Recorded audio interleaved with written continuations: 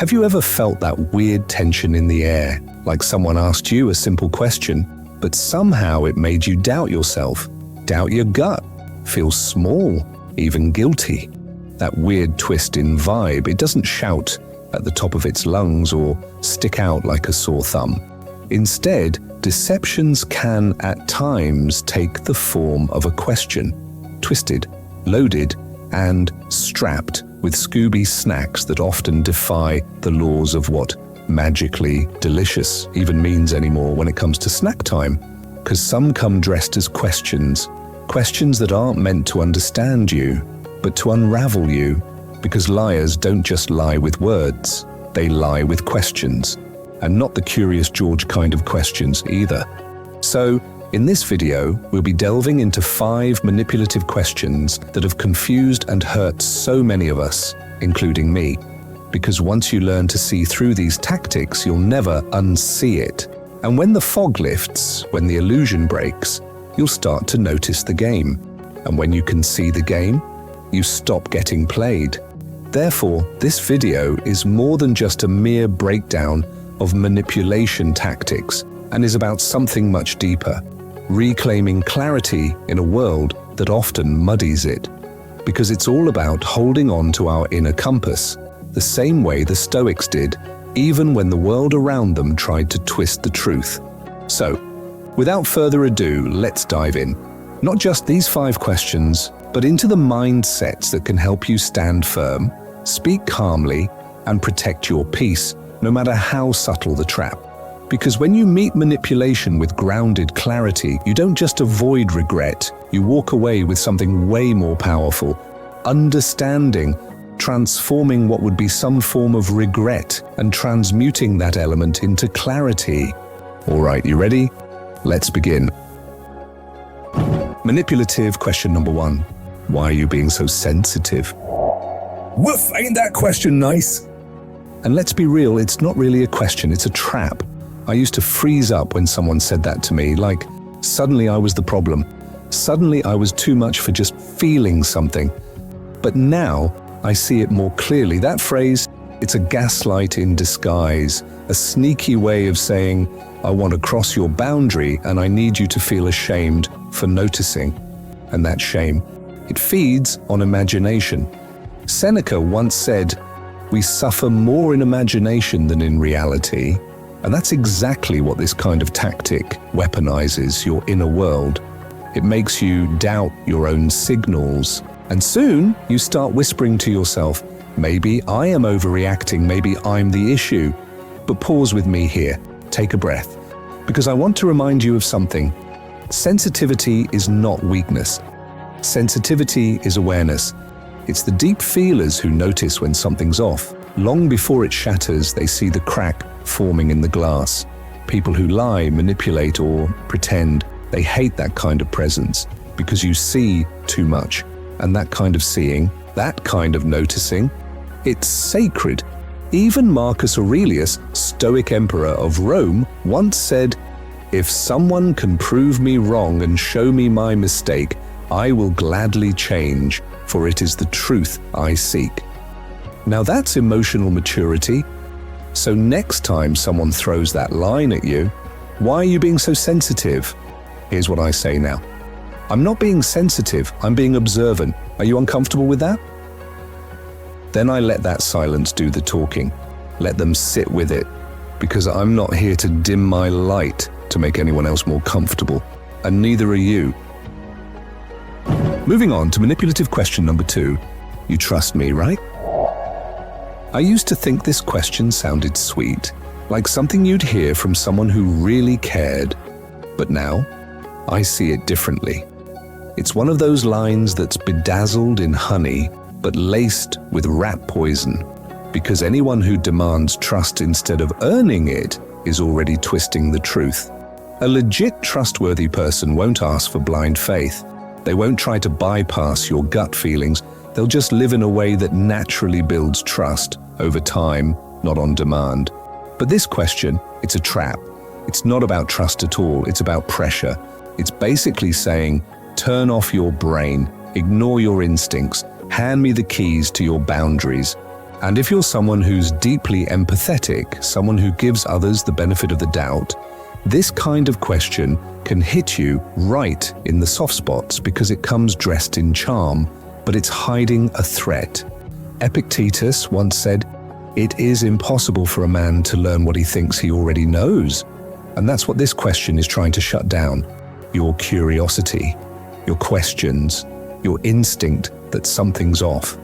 Because the closer you get to the truth, the more dangerous you become to someone who's lying. They want you to feel bad for being cautious, but you're not broken for having doubts. You're wise for listening to them. So next time someone drops a soft little, "You trust me, right?" Take a breath, slow it down, and say something like, "Trust is earned through consistency. Are you asking me to ignore my judgment?" Then pay attention to how they respond. If they get defensive or angry, that tells you everything. Because someone real won't punish you for being careful. They'll respect it.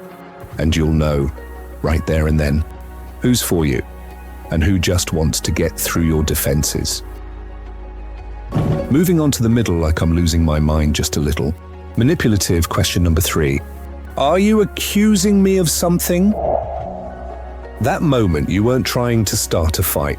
You weren't pointing fingers. You were just trying to understand something that didn't sit right with you. But now, you're the villain. Suddenly, it's not about the question anymore. It's about your tone, your intentions. The whole conversation gets flipped on its head. I've had moments where someone's deflection was so fast, I forgot what I even asked in the first place. If that's ever happened to you, I just want to say, you're not crazy. You were trying to seek clarity and someone else spun it into conflict. The Stoics have something for this. They said, the first move toward wisdom is knowing when to remain silent, but not out of fear, not to retreat, to hold steady, to stay centered when someone's trying to spin the room around you. Because yeah, some folks are like Olympic gymnasts at flipping the script. They can twist your curiosity into an interrogation faster than you can blink. And that's okay. Just pause, breathe, hold eye contact, not aggressively, just gently, and say, "Should I be?" That's it. 3 words. Soft, steady, powerful. And usually, you'll feel it shift. A stutter, a backpedal, a sudden change of subject. Why? Because you didn't take the bait. You didn't match their chaos. You didn't get pulled into the fog. And that silence, that calm, it wasn't surrender, it was strategy. Liars expect panic. They expect defensiveness. What they don't expect is presence.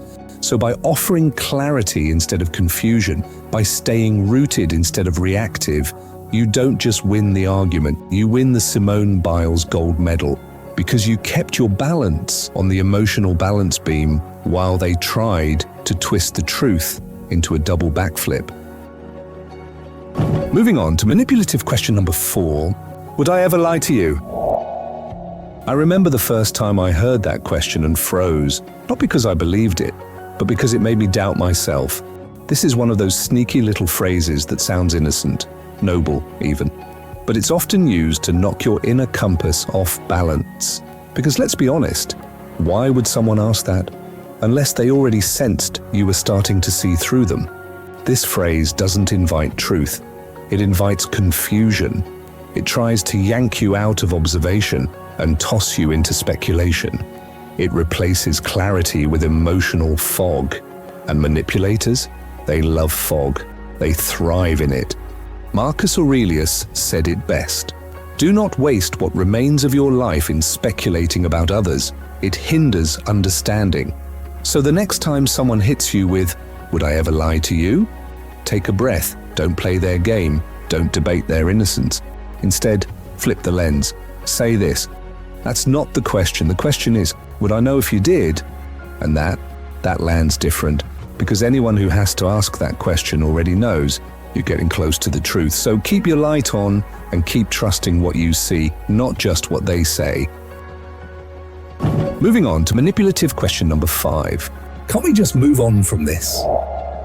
I've heard that one before, and if you have too, maybe you felt that knot in your stomach, the quiet whisper that something wasn't right. Because here's the thing, that question often doesn't come from a place of resolution. It comes from a place of avoidance. What they might really be saying is, I don't want to be held accountable, not because it's too painful to face, but because they're hoping you get too tired to keep asking. They're not resolving it, they're wearing you down. Marcus Aurelius said, if it is not right, do not do it. If it is not true, do not say it. I try to hold that close when I'm tempted to just drop something for the sake of peace. But peace without truth? That's not peace. That's quiet resentment wearing a mask. So here's what I've learned to say instead, gently and calmly. I'll move on when I understand what happened, not before. And yeah, they might not like that, because if you stay in that discomfort just a little longer, you start seeing things more clearly. You connect dots they hoped you wouldn't. And once you do, game over. But this isn't about revenge. It's about respecting your own clarity, about no longer abandoning yourself for the sake of keeping others comfortable. So don't rush truth. It doesn't operate on deadlines or guilt trips. It arrives when you're patient, observant, and willing to face what's real.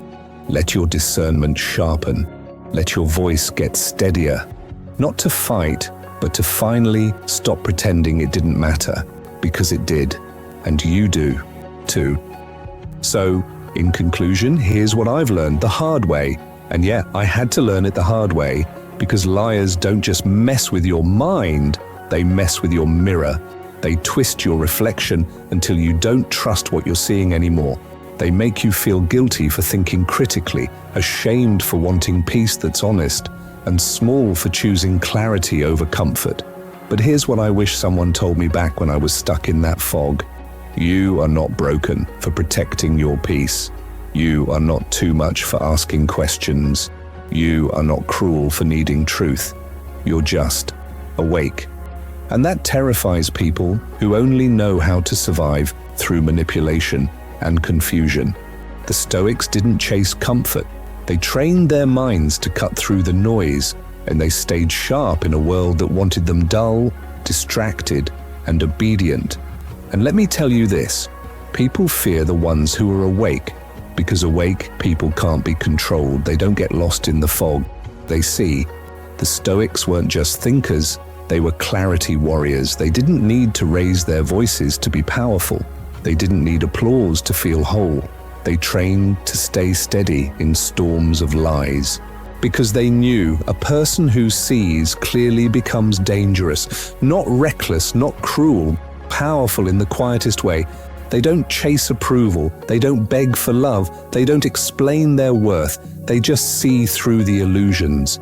So, if you're watching this and feeling off balance, like someone's playing games with your sanity, remember this. There are 5 manipulative questions people use like chess moves. Each one is bait, wrapped in sugar. Oh, honey, honey. But now, you know the game. You're not the pawn anymore. You're the player. You're the one who sees. So the next time something feels off, run your clarity fire drill. Is this person seeking truth or control? Would Marcus, Seneca, or Epictetus put up with this energy? If I saw this happen to a friend, would I call that love? Who benefits if I stay silent? And if the answer stings, trust it. That's not paranoia, that's clarity, that's instinct, waking up again. Carl Jung once said, "Where love rules, there is no will to power, and where power predominates, love is lacking." Because liars prey on power and doubt, but the Stoics, they trained for love and truth. And now, so can you, not with rage, but with calm, not by yelling, but by seeing.